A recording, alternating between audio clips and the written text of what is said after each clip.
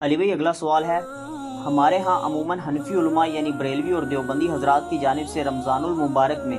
قضائے عمری کی نماز کا اہتمام کیا جاتا ہے۔ بعض علماء اسے بدعت کہتے ہیں اور ان کا موقف ہے کہ ساری عمر کی قضا نمازیں ایک نفلی نماز سے معاف نہیں ہو سکتی۔ اس کے لیے آپ کو بالغ ہونے سے لے کر توبہ کرنے تک کی تمام چھوٹی ہوئی نمازیں قضا کر کے پڑھنی ہوں گی، جبکہ اہل حدیث علماء صرف توبہ کو ہی کافی سمجھتے ہیں۔ اس حوالے سے صحیح موقف کیا ہے؟ میرا خیال ہے کہ اہل حدیث علماء کا موقف جو ہے نا وہ کافی مضبوط ہے اور وہ فیزیبل بھی ہے اس حوالے سے۔ باقی رہ گیا حنفیوں کے اوپر یہ الزام ہے، حنفی پبلک ضرور یہ کام کرتی ہے، لیکن حنفی جو جید علماء ہے نا بریلویوں اور دیوبندیوں کے، وہ قطعاً قضائے عمری کا جو 4 نوافل والا سلسلہ ہے جو جمعۃ الوداع کے دن ہوتا ہے، آخری جمعہ رمضان کا، اس میں وہ کہتے ہیں کہ آپ نے جمعے کی نماز کے بعد 4 رکعت نفل پڑھنے ہیں، اور آج تک جتنی آپ کی نمازیں اس طرح کی تھیں قضا ہوئی ہوئی، اس کا کفارہ وہ 4 نوافل بن جائیں گے۔ تو باقاعدہ فقہ حنفی کی کتابوں میں آپ بہار شریعت بھی کھول کے دیکھیں، انہوں نے اسے کنڈیم کیا ہے کہ اس کی کوئی اصل نہیں ہے۔ یہ الگ بات ہے کہ وہ کہتے ہیں کہ اس کی اصل نہیں ہے، لیکن اصل جو قضائے عمری ان کے نزدیک یہ ہے کہ بالغ ہونے سے لے کر نمازیں شروع کرنے تک، یعنی توبہ کرنے تک، اس دوران جتنی بھی آپ کی نمازیں 5 سال کی، 10 سال یا 20، 25، 30، 40 سال کی بھی چھوٹی ہیں، وہ ایک ایک کر کے ان کے سب کے فرائض آپ کو ادا کرنے ہوں گے، اور جب تک وہ روزانہ کے حساب سے آپ 17 رکعتیں ان کے نزدیک آپ ادا نہیں کریں گے، بلکہ وہ 3 وتر بھی اس میں شامل کر کے 20 رکعتیں کہتے ہیں روز کی، یعنی 2 فجر، 4 ظہر، 4 عصر، 3 مغرب، 4 عشاء، یہ 17 ہوگی، اور 3 وتر وہ کہتے ہیں، یہ 20 رکعتیں جب تک آپ روزانہ کے اعتبار سے وہ پوری گنتی پوری نہیں کریں گے، اللہ تعالیٰ کی بارگاہ میں آپ کا چھٹکارا نہیں ہوگا نمازوں کے حوالے سے۔ یہ ان کا موقف ہے، اسی کو وہ قضائے عمری بھی کہتے ہیں۔ تو یہ ایک بہت ایکسٹریم میرا خیال ہے انہوں نے ایک سٹانس لیا ہے، اور یہ سٹانس اگر آپ کسی کو بتائیں گے تو ظاہر ہے وہ تو اس تصور سے ہی کام اٹھے گا۔ پھر اس کا بھی حل انہوں نے رکھا ہوا ہے، وہ کہتے ہیں کہ جی اگر ایک شخص نے 60 سال کی عمر میں توبہ کی ہے کہ بس میں آج سے جو ہے وہ نمازوں کی نیت کرتا ہوں، تو وہ کہتے ہیں وہ ابھی گھر سے نیت کر کے نکلے، اور یہ بھی ساتھ نیت کرے کہ میں نے بالغ ہونے سے لے کر آج تک آلموسٹ جتنی 45 سال کی جو نمازیں میری رہتی ہیں، 15 سال کی عمر میں تو بالغ ہو گیا نا، اور میں اس کی قضا کی بھی نیت کرتا ہوں، تو وہ راستے میں مر جائے تو امید ہے اللہ تعالیٰ اسے معاف کر دے گا۔ وہ ساتھ معافی کی بھی اس کو نا نوید سنا دیتے ہیں اس حوالے سے۔ لیکن یہ خود ذہنی طور پہ بہت ٹارچر کرنے والی بات ہے کسی کو۔ وہ کہتے ہیں دیکھیں جی فرض جو ہے نا جب تک آپ اس کی ادائیگی نہیں کریں گے وہ ادا نہیں ہوگا۔ یہ بات اپنی جگہ بالکل درست ہے، لیکن مسئلہ ہے جب توبہ کوئی شخص کر لیتا ہے گزشتہ کی زندگی سے، تو پھر اب آئندہ کی زندگی کے حوالے سے ہی اس سے باز پرس ہوگی، سوائے حقوق العباد کا جو معاملہ ہے۔ میں یہ نہیں کہہ رہا کہ اگر کسی نے جوانی میں کسی کی ناحق جائیداد دبا لی ہے تو بس توبہ سے معاف ہو جائے گی، نہیں، جو حقوق العباد کا معاملہ ہے وہ سارے کے سارے حقوق اسے پورے کرنے ہوں گے۔ وہ تو بڑی سخت حدیث ہے صحیح مسلم کے اندر، اللہ کے محبوب صلی اللہ علیہ وآلہ وسلم نے صحابہ اکرام سے پوچھا کہ جانتے ہو کہ مفلس کون ہے؟ تو صحابہ نے عرض کی کہ ہم تو مفلس اسی کو سمجھتے ہیں جس کے پاس دنیا کا متاع، مال، دولت وغیرہ نہ ہو۔ تو نبی صلی اللہ علیہ وآلہ وسلم نے فرمایا میری امت کا مفلس وہ ہے جو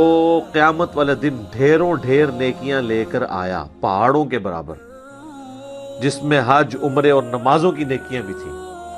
لیکن اس حال میں اللہ کے حضور پیش ہوا کہ دنیا میں اس نے کسی کو مارا ہوا، کسی کا خون بہایا،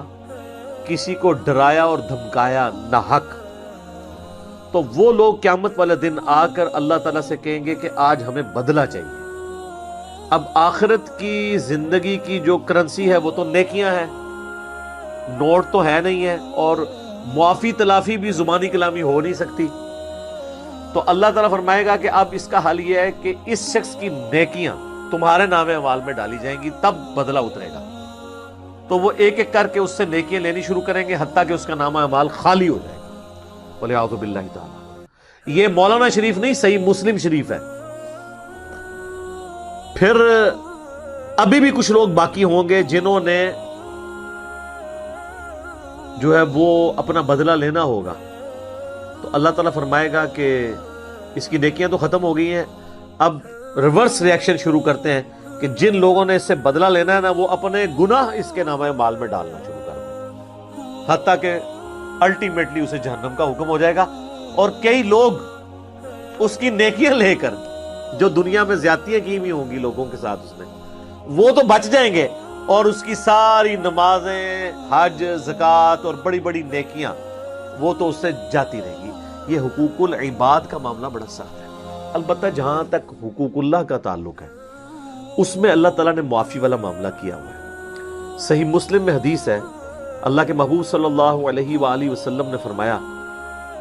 کہ ایمان لانا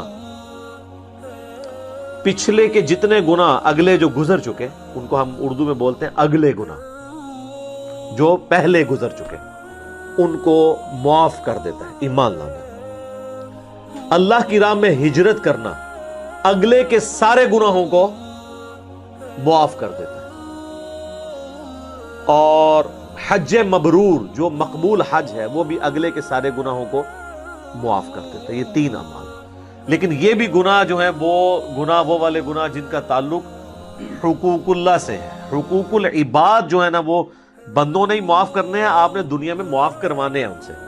یا ان کا حق پورا نہیں کر سکتے تو پھر کسی طریقے سے معافی تلافی والا کام انہی کے ساتھ آپ نے کرنا ہے۔ اب نمازیں بھی چونکہ حقوق اللہ میں آتی ہیں، اس کی قضاء عمری کا معاملہ یہی ہے کہ جو شخص توبہ کر لیتا ہے، بس آئندہ سے اب نمازیں جو اس کی رہ جائیں نا، وہ ساتھ ساتھ اپنی پوری کرے۔ ان کی نماز جو قضا ہے یا فوت شدہ نمازیں، وہ ساتھ ساتھ ادا کرنا ضروری ہوں گی۔ اور اس میں ایک اور بڑی خطرناک چیز تو یہ ہے کہ سورہ الروم میں اللہ تعالیٰ نے فرمایا ہے منیبین الیہ، رجوع لاؤ اللہ کی طرف، وَأَقِیمُوا الصَّلَاةَ، اور نماز کو قائم رکھنا، وَلَا تَكُونُوا مِنَ الْمُشْرِكِينَ، اور مشرکوں میں نہ ہو جانا۔ نماز چھوڑنے والا تو اللہ کے نزدیک عملاً مشرک ہے۔ اسی کو سپورٹیو 246 نمبر حدیث ہے انٹرنیشنل نمبرنگ کے مطابق صحیح مسلم میں کتاب الایمان چیپٹر میں، کہ بندے کے کفر اور ایمان، شرک اور ایمان کے درمیان فرق نماز ہے۔ تو جو نماز بالکل پڑھ ہی نہیں رہا تھا، تو وہ پاکستان کے ایک شناختی کارڈ میں تو مسلمان تھا، اللہ کے حضور تو ویسے ہی کافر تھا۔ تو جب وہ پیسے ہی کافر تھا اور کلمہ پڑھ کے اب مسلمان ہوا ہے، تو بس وہ پھر اس غیر مسلم کی طرح ہی ہے جو آج مسلمان ہوا ہے، تو آپ اس سے قضاء عمری نہیں کروائیں گے۔ اور مزے کی بات ہے، حنفی یہ کہتے ہیں کہ 60 سال کا اگر کوئی کافر مسلمان ہونا، وہ قضاء عمری نہیں کرے گا۔ 60 سال کا اگر مسلمان ہو جائے، یعنی نمازیں شروع کر دیں، تو وہ اپنی بالغ ہونے یعنی 14 یا 15 سال کی عمر سے لے کے 60 سال تک کی جو عمر کی نمازیں ہیں، وہ اپنی قضا کرے گا، اس لیے کہ وہ مسلمان تھا۔ سر، وہ آپ کے کاغذوں میں مسلمان تھا نا، اللہ کے حضور مسلمان کہاں سے تھا؟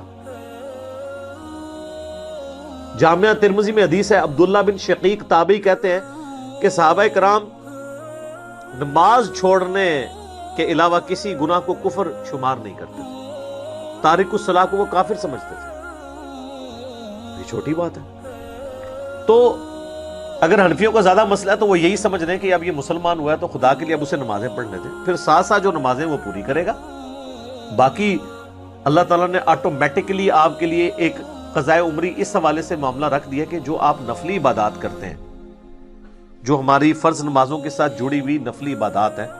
جو اگرچہ نماز کا حصہ نہیں ہے، اگر کوئی چھوڑ دے گناہگار نہیں ہوگا، لیکن ان کا ایک فائدہ ہے سنت موقدہ کا،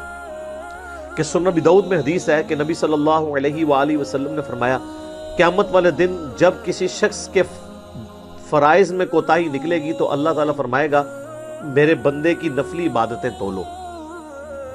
اور انہیں فرض کے بدلے تول لو، اور فرض کی کمی اس سے پوری کر دی جائے۔ تو اگر نفلی عبادات آپ کی ساتھ ہوں گی تو آٹومیٹکلی آپ کے فرضوں کی کوتاہی پوری ہوتی رہے گی، اور وہ 12 رکھتے تو اللہ تعالیٰ نے سنت موقدہ کے طور پہ ہمارے ساتھ رکھ دی ہیں، جو بخاری و مسلم دونوں میں حدیث ہے کہ اللہ کے محبوب صلی اللہ علیہ وآلہ وسلم یہ 12 رکعتیں پڑھا کرتے تھے، 4 ظہر سے پہلے، 2 ظہر کے بعد، 2 مغرب کے بعد، 2 عشاء کے بعد، اور 2 فجر سے پہلے، اور 3 وتر الگ سے سنت ہے۔ ٹھیک ہے، وہ آپ پڑھیں، تو یہ نفلی عبادت آپ روزانہ 12 اور 3 15 ہو گئی. 2 رکھتے اگر آپ کو اللہ توفیق دے تو اور پڑھیں, اور وہ عشاء کے وطر کے بعد اگر 2 نفل پڑھ لیے جائیں تو تہجد کے ایکویلنٹ ہے. مسند احمد میں اور سنن دارمی میں اس حوالے سے احادیث موجود ہیں, میری الگ سے ویڈیوز بھی ریکارڈڈ ہیں اس میں. تو 17 نوافل تو یہ آلموسٹ ہو جاتے ہیں خود بخود ہی. باقی جو وطر کی قضا جو ہے نا وہ ضروری نہیں ہے, جو پرانی نمازیں چھوٹی ان میں آپ نے وطر بھی قضا کرنے ہیں. البتہ جو ساتھ ساتھ چھوٹ جائیں وہ آپ ضرور کریں وطر قضا. صحیح بخاری میں آتا ہے نبی علیہ السلام تو سفر میں بھی وطر کی نماز نہیں چھوڑتے تھے, بخاری و مسلم دونوں میں حدیث ہے. تو وطر کی ایک تاکید ہے, لیکن نمازیں وہی 5 فرض ہیں, اور اس میں بھی فرض رکھتے ہیں 2 فجر کی, 4 ظہر, 4 عصر, 3 مغرب اور 4 عشاء, یہ کافی ہے. تو آٹومیٹکلی قضائے عمری والا معاملہ تو آپ کے ساتھ ساتھ نفلی عبادت میں چلے گا. البتہ جو ساتھ ساتھ نمازیں آپ توبہ کرنے کے بعد چھوٹیں